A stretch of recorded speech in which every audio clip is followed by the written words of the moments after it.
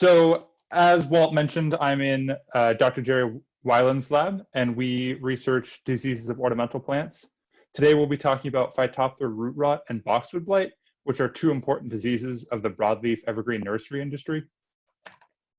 So as a brief overview of my talk, we'll be covering 5 experiments, starting with Phytophthora root rot and moving toward boxwood blight. So as a whole, the nursery industry is pretty diverse. Oregon has $950 million worth of horticultural crop sales a year. And last count, there were 1,100 genera grown for ornamental use in the United States. And it encompasses a broad range of cultural conditions. But today we're interested specifically in the broadleaf evergreen industry, which pretty much encompasses all the woody evergreens that don't have needles. And in Oregon, that's a $71 million industry, with the top 2 crops being boxwood and rhododendron. So rhododendron is prized for its large abundant blooms, which are unusual for an evergreen. There are native species in the Pacific Northwest, but they also are found across North America, Europe, and Asia. And the first recorded use of them, or the first recorded cultivation, was in 1650 in the UK. One big disease problem that's been dogging this plant is Phytophthora. So as many of you probably know, Phytophthora is a large genus of plant pathogens. The name means plant destroyer in Greek. And it's been a menace of nurseries. And even though the first report of root rot of rhododendron was in 1930, we're still dealing with it to this day, with an estimated about 15% disease loss of rhododendron in the state of Oregon. So that brings us to the first study, which is the Phytophthora root rot pathogenicity on rhododendron. So recently, my lab ran a systematic survey of Oregon nurseries looking for symptomatic rhododendron plants. And while historically Phytophthora cinnamomea has been considered the causal agent of this disease, the results of this study showed that Phytophthora prolifera was actually more abundant than cinnamomea, and that there were 9 additional species that were associated with the root rot symptoms.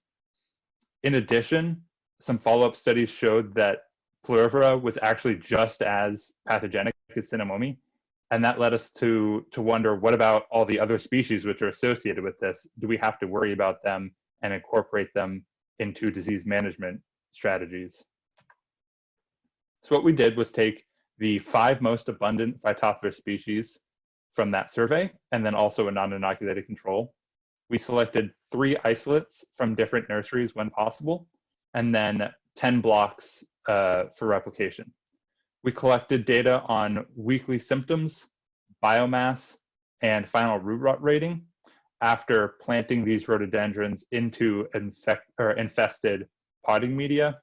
And we tried to give the disease every leg up. We watered to container capacity every day and flooded these pots 2 weeks after inoculation to ensure that the pathogen could infect the roots. In this picture, you can see many of the plants suffered mortality, but there are also plenty of healthy plants among the controls and even a few of the inoculated plants. So our data shows that there's 2 levels of pathogen severity, at least among the species that we tested. So we have the severely pathogenic Phytophthora species, and we have the moderately pathogenic, and then we had some issues producing enough inoculum for Cambivora, but I thought it was important to include because it was able to kill a plant at least once, so it is able to cause disease. In contrast, we had no mortality among the controls. Now, these severely pathogenic species, in every case, they killed more than 75% of all the inoculated plants, which is obviously a huge disease loss if that were to occur in a nursery.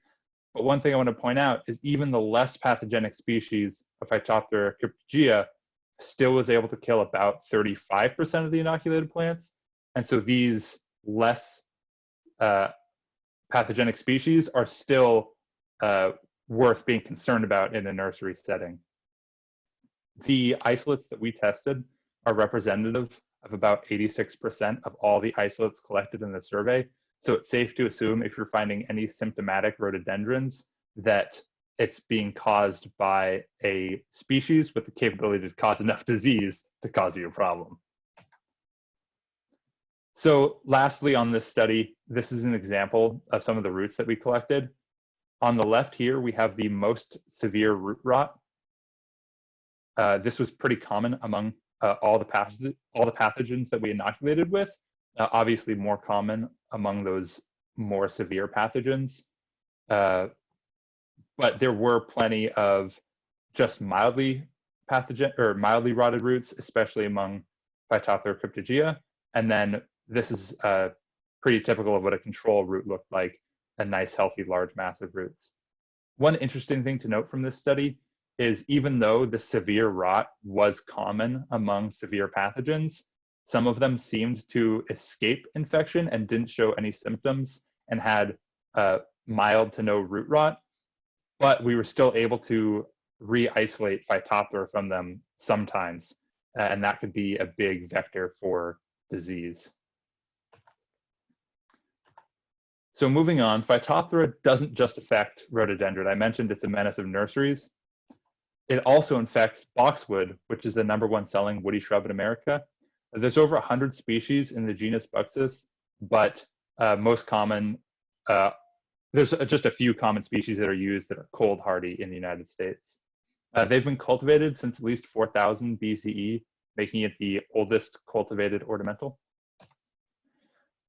And one of the biggest disease problems on it is Phytophthora root rot. So it's generally considered a low maintenance shrub, and there haven't been very many studies looking at Phytophthora root rot, but it's usually listed among problems that people will encounter growing boxwood in extension publications, both for homeowners and for nurseries. And it's actually been personally observed by our lab. We ordered many flats of boxwood for another experiment, and they were hammered with Phytophthora, and we actually experienced a lot of death there. But there's little information that comes from published studies and peer-reviewed studies on specifically Phytophthora root rot of boxwood. And while a few first reports have indicated that fields have experienced up to 50% disease symptom incidence, there haven't been any systematic surveys of it, just those observational reports. So what we propose to do is the first systematic survey for Phytophthora root rot. We'll go to 5 nurseries in the Willamette Valley, sample from 3 fields, and collect about 12 root samples from symptomatic boxwood in those fields. We'll take that back to the lab and isolate Phytophthora from the symptomatic root tissue. Then we can do a PCR on those isolates and identify the species by sequencing the PCR product. Also, while we're collecting those samples, we'll be estimating symptom incidence and collecting cultural info such as irrigation strategy and cultivar used. So from that data, we hope to be able to estimate the Phytophthora diversity in the state of Oregon and how it differs between nurseries, as well as what species are the most abundant causing this disease. We hope to be able to generate a disease loss estimate for the state. Basically, how much of a problem is this? How much is it really damaging the industry?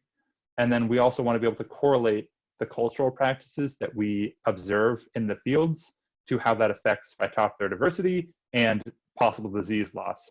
In particular, what we're really interested in is the cultivar information, because going on the theme of not a lot of information about this disease is there's no information about cultivar susceptibility to Phytophthora root rot, which brings us to our next experiment.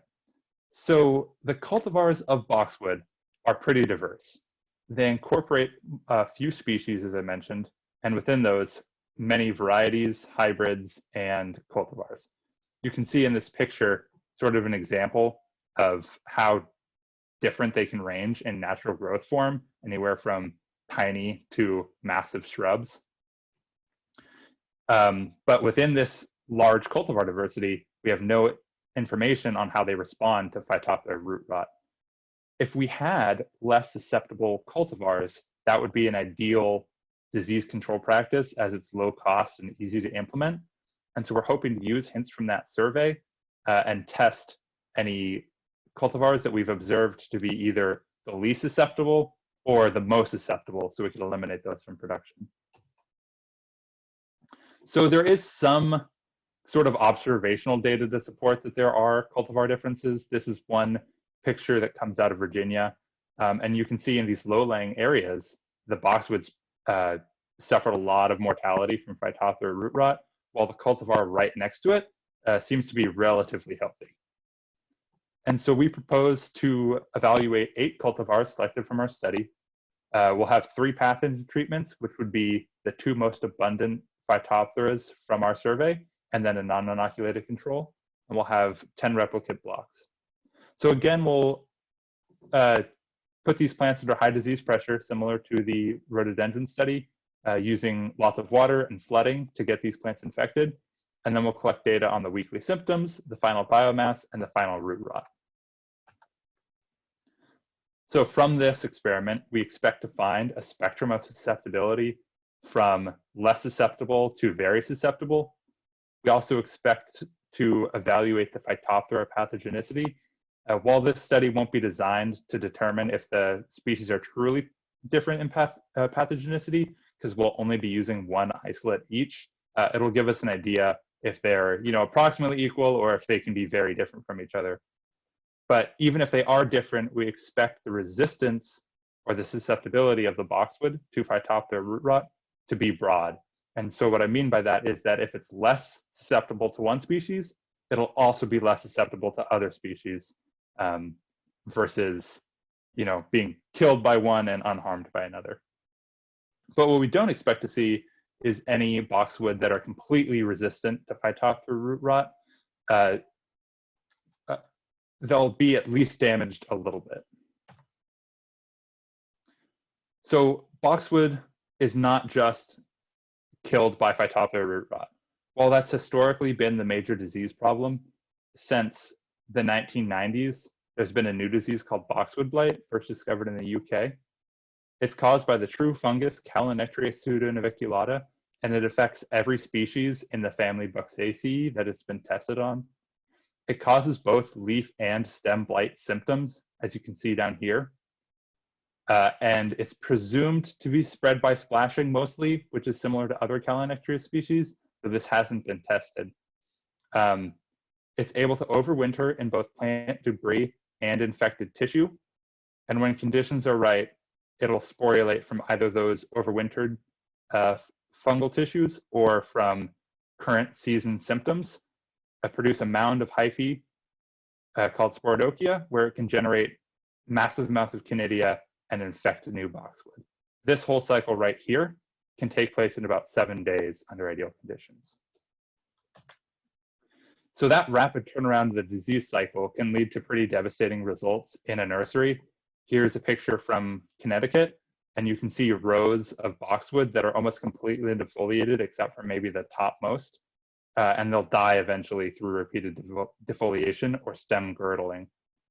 So there's currently a multi-state collaboration going on to evaluate and help control this disease, but almost all of the research takes place on the East Coast, and there is limited to no data about how the Oregon climates and Oregon nurseries are affected by this disease.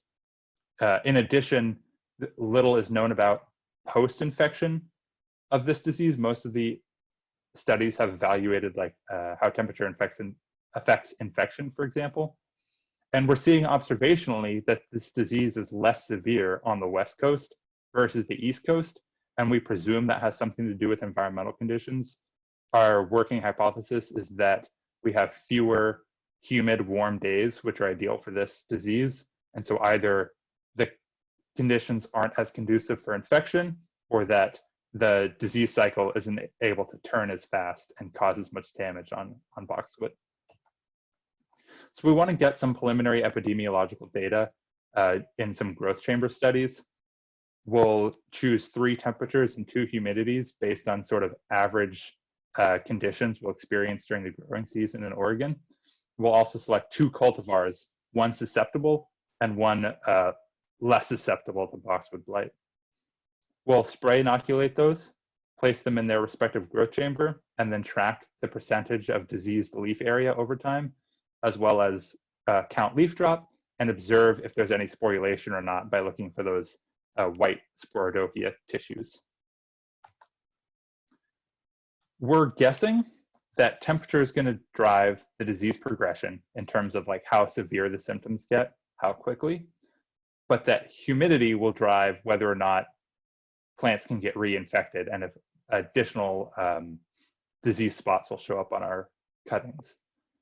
Also, we suspect that the more susceptible cultivar will experience more disease, both infection and progression at every environmental condition. One thing interesting is that we currently have a small observational semi-study going on at the USDA where we've inoculated boxwood in the winter, the fall, and the spring with drip irrigation. So they've only been exposed to wet foliage through natural rain. And we've actually seen very minimal infection and very minimal progression, indicating that there really is something about the Oregon environment which seems to be less conducive to disease. Now, finally, we want to evaluate beyond just the environmental conditions affecting boxwood blight, and we want to look at how the disease spreads. As I mentioned, there's little epidemiological data about this disease, and that includes things as simple as pathways of spread. That knowledge is essential to develop IPM strategies.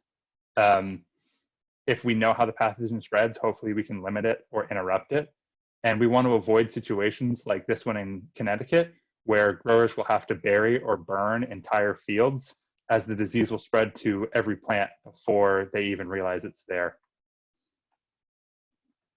So here we can see a nursery flat infected with boxwood blight. Tends to be a little more severe in the interior, probably due to humidity or leaf wetness period. But what we're going to do is take a nursery flat like this and infect a single plant, and we'll place those in a growth chamber, the whole flat with the infected plant in the center, and expose them to ideal infection conditions. Then we'll have one pathway of spread in each growth chamber, and we'll monitor how those pathways of spread differ between these growth chambers. Examples of treatments we might have are a fan to simulate wind, maybe a pruning treatment to simulate grower pruning practices, and 2 or 3 different types of irrigation strategies, such as comparing like a heavy sprinkler to misting nozzles to give us an idea of just the relative importance of how much these pathways will move the conidia and cause new infections. So we're hoping, again, to evaluate that relative importance. While of course this isn't like a true field setting and maybe isn't the most realistic, I think it gives us sort of good preliminary data on if heavy droplets, for example, spread the disease more than misting, or if the pathogen is spread at all by wind, or how many pruning cuts will the disease stay on pruners, things like that. We're expecting that overhead irrigation is the worst, and that the more forceful the nozzle that a grower uses, the more the conidia will spread, causing more infection. And we're hoping that the lighter irrigation strategies will actually be an easier way to control the spread of this disease, and that a grower could just replace their irrigation nozzles rather than going through something such as heavy fungicide applications or switching the cultivar that they grow. So in conclusion, there are old and new diseases that affect the broadleaf evergreen industry, but basic questions remain about them. These are very popular crops. Over 2.5 million boxwood are produced in Oregon a year, for example. And we want to develop, or at least provide information for developing improved cultural practices that could be easy to implement and cheap for the grower that will reduce disease pressure in the long run. But really, those cultural practices have to be based on good data and good epidemiological data of these diseases before we can move forward. Finally, I want to thank my lab, specifically Brian, Jerry, Kim, and Annie, who have helped walk me through the beginning of my PhD program. And then, of course, Oregon State for letting me be here. And then USDA ARS Floricultural and Nursery Research Initiative, which has funded most of my research. All right, any questions? All right. Let's see, I'm looking up here. Jay, you have a question? If my mic works. It works. Yay. Hey, great seminar here. A question about the susceptibility of the boxwood cultivars to Phytophthora. Do you know what their susceptibility to boxwood blight is? We do. So that's very well studied, and it ranges from very tolerant to incredibly susceptible. And so that was one piece of information which led me to believe that there might be differences in Phytophthora susceptibility, because there's already massive disease susceptibility differences that are known. Thank you. Gabe, Tom Wolpert here.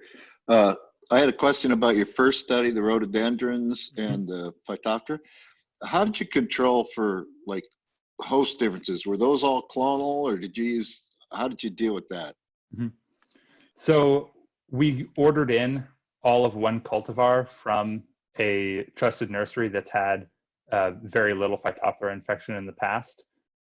Presumably they're all clonal. We do go through and pick out any that look incorrect, just in case we got like the wrong plant.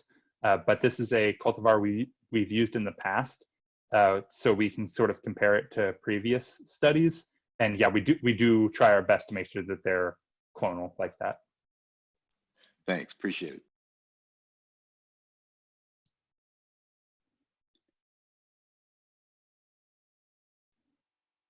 More questions for Gabe? But in terms of the dispersion of the pathogen, why are you assuming that it's largely rain dispersion? So currently that is a guess. There's been one study out of, I believe it was Belgium, that evaluated the spread of the pathogen, trying to block it. They use these like clear plastic sheetings to try to block wind dispersal. And they were presuming at least that the pathogen was kind of going underneath it and then splashing up onto other plants. But the information is preliminary, I would say. Other Calinectria species are water splashed, and the spores are fairly big, so it's presumed that the wind dispersal is minimal. One exciting question that remains, though, is we don't know how much like worker movement or it sticking to machines or something like that would affect the spread of the pathogen. And I mentioned that it can spread from plant debris, and the boxwoods are defoliated. And so a big pathway of spread could be the leaves getting infected, dropping out the plant, and then those being wind dispersed and then infecting other plants. But we don't really know. These are all demonstrated to be pathways, but we don't have any idea about the relative importance. Okay. It's just some of the patterns that you showed and your images would not be indicative of only splash dispersion. Exactly, yeah. So a lot of these, especially in home landscapes, I bet are going to be spread by pruners, where someone comes through with like electric shear and is going to pick the pathogen up and spread it that way. So we definitely suspect that there's more than one pathway, but it's hard to tell, especially in a nursery setting with thousands and thousands of plants, exactly how the pathogen's getting spread around, because there's a lot of interference and there's a lot of irrigation and there's just a lot of noise that's blocking our observations.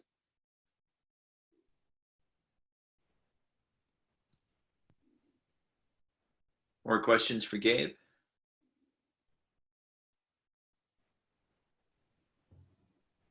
Gabe, in your rhododendron studies, you were showing in your pathogenicity of several isolates of Phytophthora, and some were more pathogenic and some were less to none. Did that track phylogeny at all? Were the pathogens more closely related, or was that trait fairly distributed across Phytophthora diversity? That's a good question. We did use Phytophthora for multiple clades, but I don't remember how it tracks to taxonomy. It's a good thing to look at though later.